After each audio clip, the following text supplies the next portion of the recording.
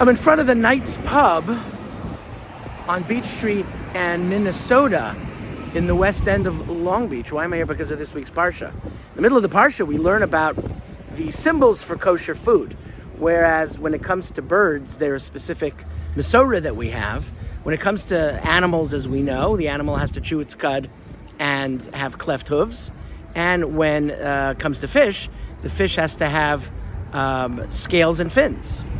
So the rabbis teach us that the idea of cleft hooves is that the animal is not a predator, that it's not going to rip apart another animal. It's more of a passive animal. And the idea of chewing the cud is that the animal is deliberate and it's not impetuous, and it is able to not act briskly and without thinking. There's an interesting halacha when it comes to fish, and that is that if the animal has only scales and no fins, you don't see the fins, you can still assume that the animal is kosher, because if it has scales, it had fins.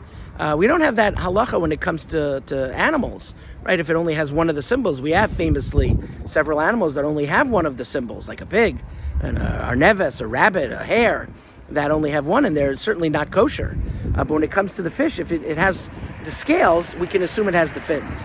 So what's the idea behind this? The fins and the scales, say Rabbi Shmuel Alter, teach us something similar about the animal, that the fins are the ones that direct the animal. It's like a rudder to go right, to go left, to go straight. And the scales are a defensive mechanism for the animal, like armor.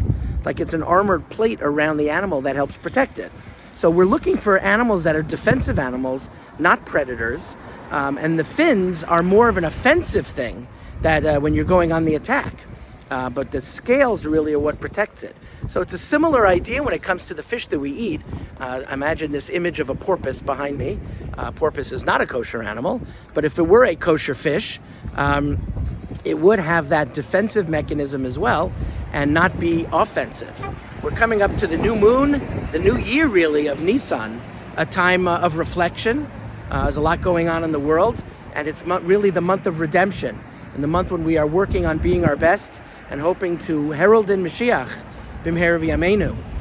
And of course at that meal will be the fish of the Leviathan, the Levyasan, the fish, which we will all partake of at that joyous meal, hopefully coming soon in our day.